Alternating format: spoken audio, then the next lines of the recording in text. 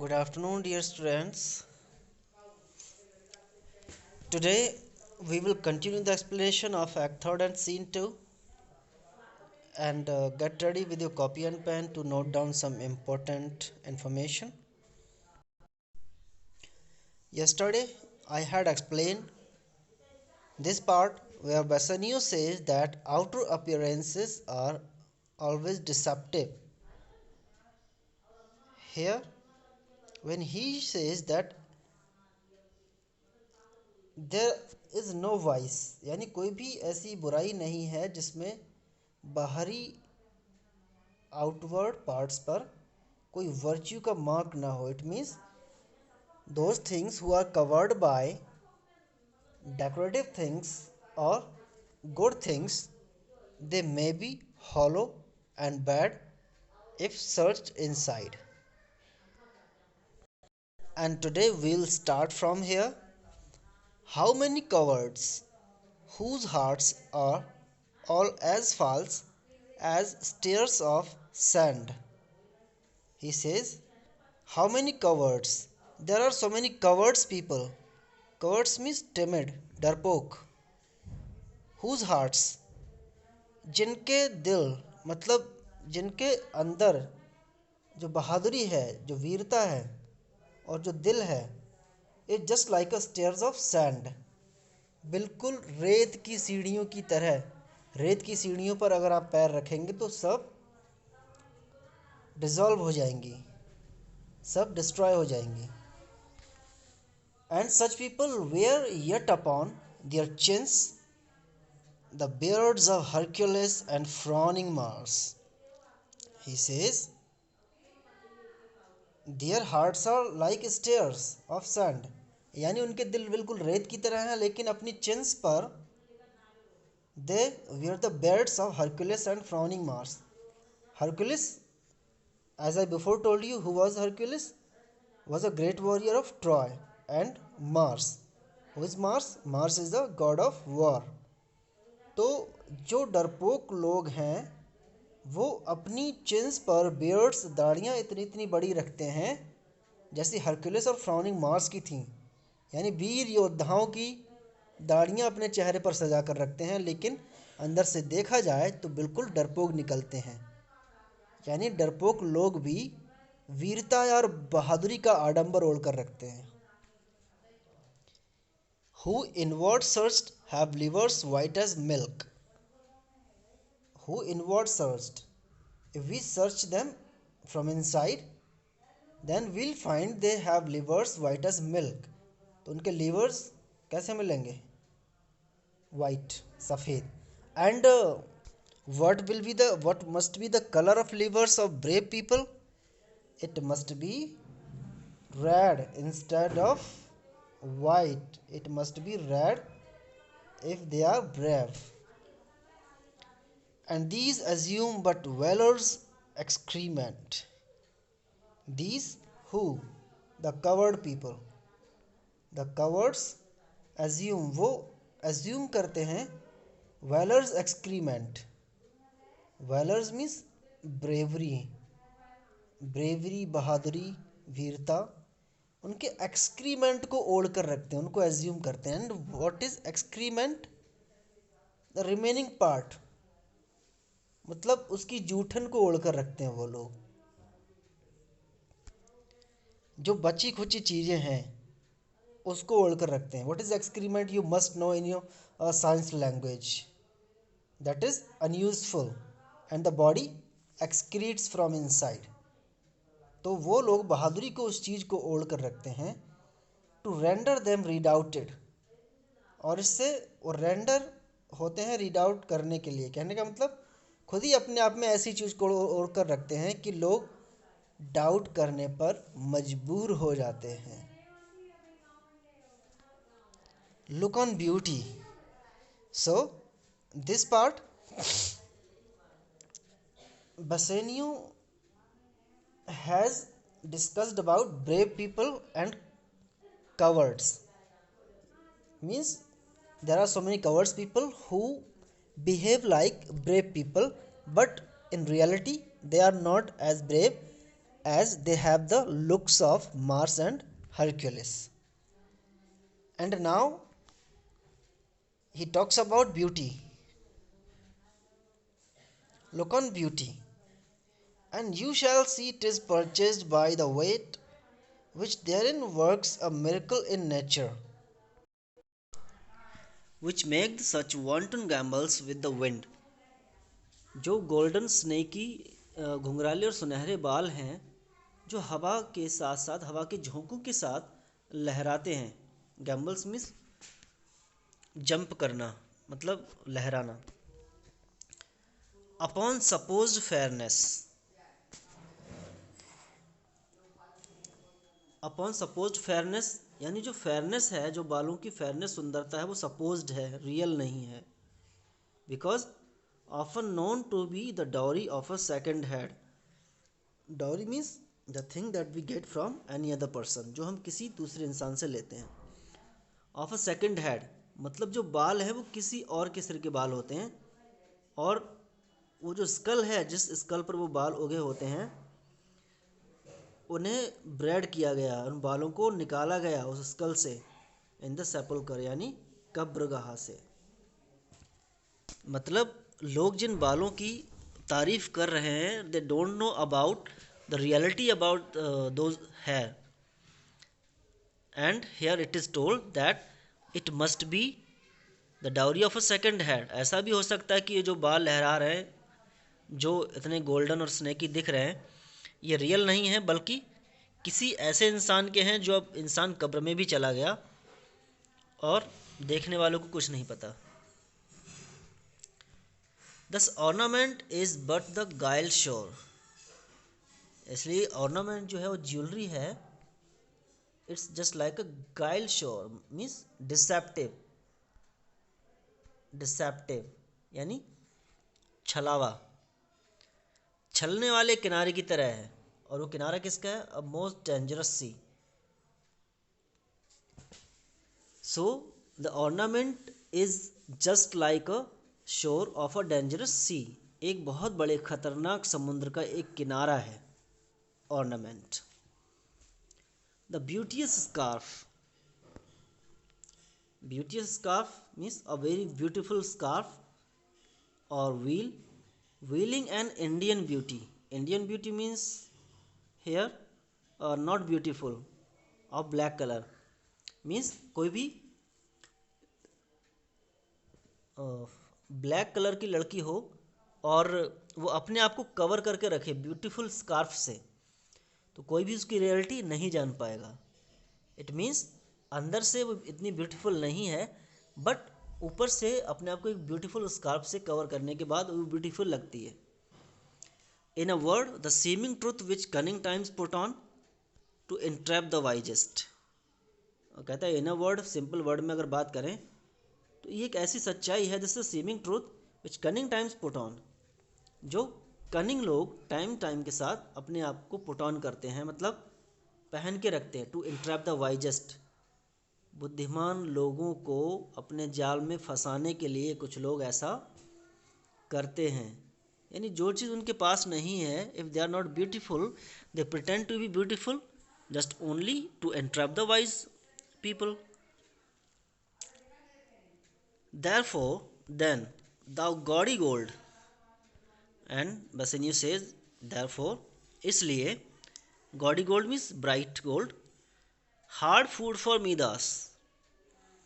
And now, this is a question in your mind, who was Midas? So, in short, I tell you the story of Midas.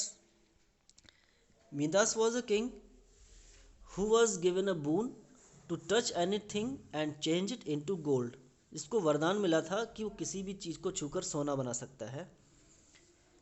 तो उसने अपने बगीचे में जाकर सभी fruits को, सभी पेड़ों को टच करके गोल्डन बना दिया. But when he return back to his palace, he sat down on his dining table. अपनी डाइनिंग टेबल पर बैठा, फूड मंगाया. अब जिस फूड को वो टच करे वो किस में? गोल्ड में चेंज हो जाता था. Even water also. जब उसकी प्रिंसेस, उसकी बेटी उसके पास दौड़ते हुए आई, उसे उसने उठाया, वो भी एक गोल्डन स्टैच्यू बन गई। और भूख लगने पर भी मीदास अपनी भूख को शांत नहीं कर पाया, because every food was changing in to gold. So here Bassanio had said that you are hard food for Midas, and he says, I will none of thee, means I will not select you, and nor none of thee, thou pale and common drudge. And he says, and not you. Now he talks about silver casket. Here he was talking about golden casket, and here he is speaking about silver casket. He says that I will not choose you also, thou pale. Pale means yellowish, but silver is not yellowish, so we can call it colorless or dull. We can call it dull. And common drudge. Common drudge means common medium of transaction, लेन देन का एक तरीका. Common drudge between man and man. Between means between man and man, यानी इंसान अपने transactions, किसी भी चीज़ को खरीदने और बेचने का जो काम है सिल्वर कॉइन्स से करते थे पहले. But the meagre lead, meagre means unimportant, meagre means unimportant, मामूली. लैड कहता है लेकिन जो लैड है बहुत मामूली दिखाई देता है. which rather threatenest than dust promise ought. He says it just threatenest, इस पर तो सिर्फ थ्रेट लिखा हुआ है, धमकी लिखी हुई है. then dust promise anything, यानी कोई भी चीज़ प्रॉमिस करने के बजाय, ought means anything, anything, उस पर सिर्फ एक थ्रेट लिखा हुआ है, धमकी लिखी हुई है, और प्रॉमिस कुछ भी नहीं है.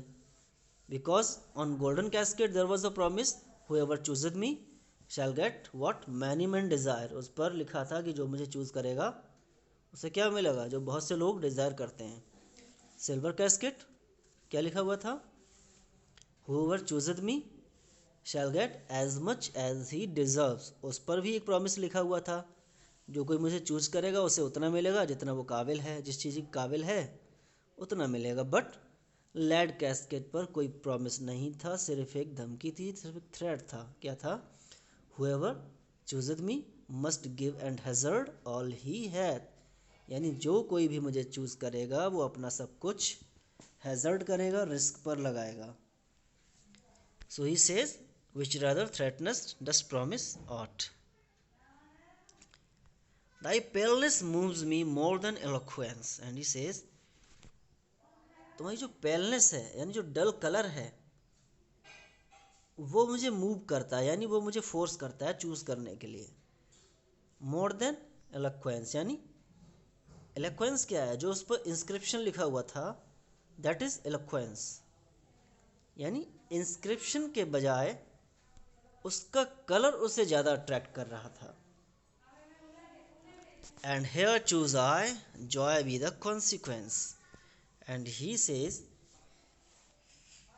कि अब मैं तुमको ही चूज करूंगा. He will not choose the golden casket because the world is deceptive by ornaments and by beautiful things, and he didn't choose silver casket because it was a common medium of transaction between man and man, and it changes hands, जो लोगों के हाथों में आता जाता रहता है, इसलिए उसने सिल्वर को नहीं चुना. But he accepted the challenge made by the lead casket, and now he is going to choose the lead casket. And he says the consequence, consequence means result, joy इस चीज़ का रिजल्ट बने.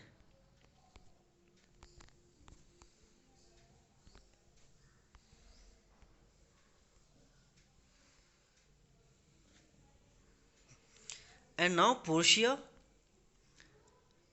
starts saying how all the other passions flee to air, as doubtful thoughts and rash embraced despair, and shuddering fear and green eyed jealousy.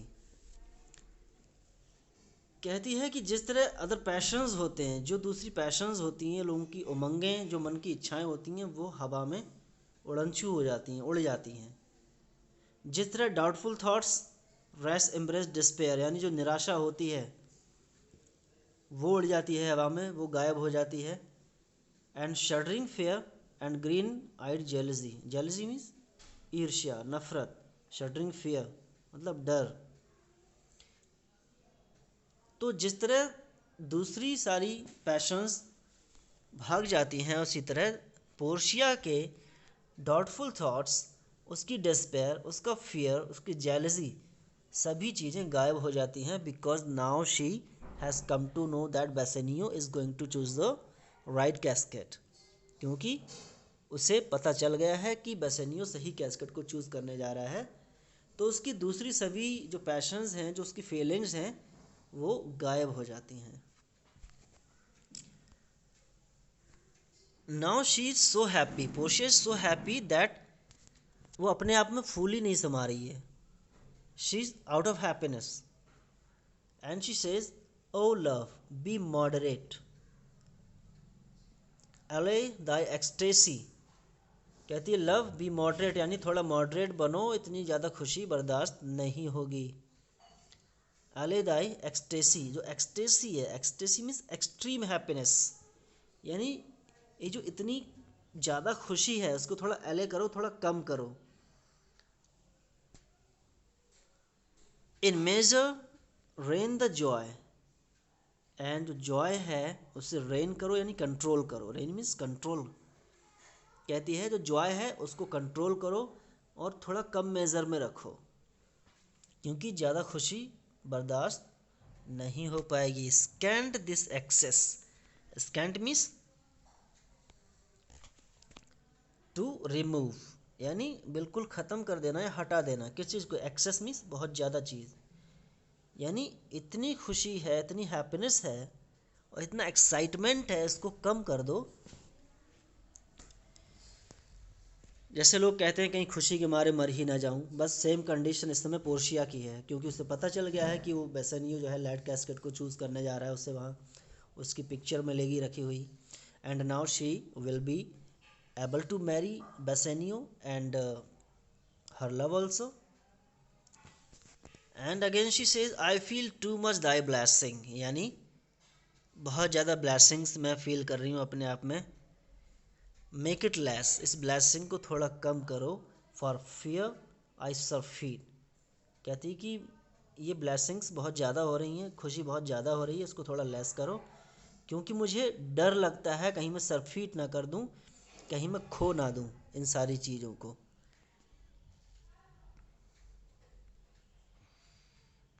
ऐसा लगभग हर किसी के साथ होता है, अगर जिस चीज़ को लोग डिज़ायर करते हैं और अचानक वो दिन आ जाए कि वो चीज़ उन्हें मिलने वाली हो, तो इतनी ज़्यादा खुशी होना लाजमी है। And now Bassanio opening the light casket, casket खोल दिया है उसने। एंड लिख्स व्हाट फाइंड आई हेयर, मतलब क्या है इसमें। Fair Portia's counterfeit, what demigod had come so near creation. कहता है अच्छा इसमें तो पोर्शिया का काउंटरफीट है, मतलब उसकी पिक्चर है। What demigod, demigod means I told earlier that it is not God but not less than God, यानी कोई देवी और देवता तो नहीं है लेकिन उससे कम भी नहीं है। हैथ कम सो नियर क्रिएशन, यानी ये जो पिक्चर है क्रिएशन है, इस क्रिएशन से ऐसा लग रहा है कि इस पिक्चर में कोई देवी समा गई हो, कोई एंजल समा गया हो। Move Dai eyes, move these eyes, कहता है कि ऐसा लग रहा है कि आंखें जो हैं मूव करती हैं, ये आंखें उससे चलती हुई दिखाई देती हैं। और whether riding on the balls of mind, कहता है कि आंखें चलती हुई दिखाई दे रही हैं, और हो सकता है ये जो पिक्चर है मेरी आई बॉल्स पर मतलब राइड करती हुई दिखाई दे रही है, या तो मेरी आंखें इतनी ज़्यादा घूम रही हैं पोर्शिया को देखने की वजह से, उसकी पिक्चर देखने की वजह से, कि मुझे पोर्शिया की आंखें चलती हुई दिखाई दे रही हैं। सीम दे इन मोशन, और कहता है इसी वजह से मुझे ऐसा लगता है कि पोर्शिया की पिक्चर में जो आंखें दिखाई दे रही हैं वो मोशन में हैं, they are in motion.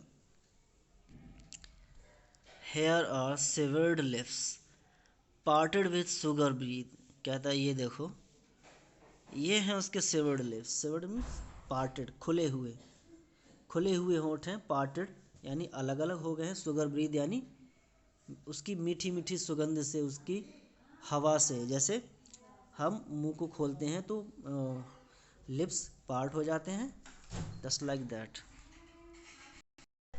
So sweet a bar, कहता है कितना स्वीट बार है। बार, बार क्या है? कोई हर्डल या कोई बाधा जो दो चीज़ों को अलग अलग रखती है। शुड संडर, संडर मीन्स पार्ट, अलग अलग रखना। कहते हैं कितना स्वीट बार होगा वो जो इतने स्वीट फ्रेंड्स को अलग अलग रखे हुए है। मीन्स जो उसकी स्वीट ब्रीथ है, जो उसकी अंदर से सांसें आ रही हैं और जा रही हैं, उन सांसों की वजह से उसके होंठ खुले हुए हैं, और वो सांसें इतनी स्वीट हैं कि उसने दो स्वीट फ्रेंड्स को अलग अलग कर दिया है। And who are the sweet friends? Portia's lips, Portia के जो लिप्स हैं वो यहाँ पर स्वीट फ्रेंड्स हैं।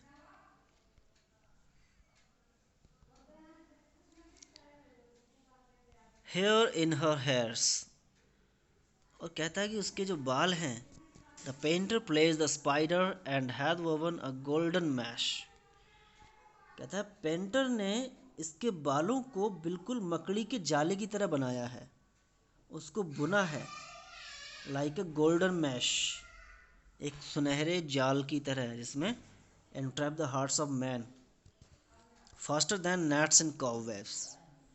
कहता है ये जो मतलब बाल हैं उसके सुनहरे, इतने सुंदर, तो पेंटर ने इतने अच्छे से पेंट किया है कि इस गोल्डन जाल में, सुनहरे जाल में लोगों के दिल उलझ जाते हैं, लोग वहीं के वहीं अटक जाते हैं उसे देखते ही। और जैसे नेट्स होते हैं वो कॉब वेब्स में नहीं फंसते हैं। Gnats means a different kind of flies who bite the animals, जो जानवरों को काटने वाली मक्खियाँ होती हैं, जिसे हम हिंदी में डांस भी बोलते हैं, एंड मस्किटोज़ की फैमिली से बिलोंग करते हैं। तो वो चीज़ें जिस तरह मकड़ी के जाले में नहीं फंसती हैं, उससे ज़्यादा पावरफुल पोर्शिया के बाल हैं जिसमें लोग फंस जाते हैं। But her eyes, and now he comes to her eyes, उसके आइज़ के बारे में बात करता है। He says how could he see to do them, कहता है पेंटर करने वाले ने, the painter, how could he be able to see look straight into the eyes of Portia, painting को बनाते हुए वो पोर्शिया की आंखों में कैसे देख पाया, यानी क्या वो अट्रैक्ट नहीं हुआ। हैविंग मेड वन, कहता है जब उसने एक आंख बनाई होगी तो अपने आप को कैसे उसने रोक कर रखा होगा। Methinks it should have power to steal both his and leave itself unfurnished, कहता है हो सकता है कि पेंटर के पास कोई ऐसी पावर हो कि उसने उसकी दोनों आईज को स्टील कर लिया हो, अट्रैक्ट कर लिया हो, देख लिया हो, और अपने आप को अनफर्निश छोड़ दिया हो, यानी अधूरा। कहता है कि एक आई पहले उसने बनाई होगी, फिर दूसरी आई में देखकर फिर दूसरी आई बनाई होगी। कहने का मतलब एक आईज बनाते हुए उसका ध्यान सिर्फ एक ही जगह रहा होगा, तब जो दूसरी आई थी वो अनफर्निश रही होगी। Dear students, today's class is over, and if you have any queries, just do write, don't hesitate, and do subscribe the channel for more videos.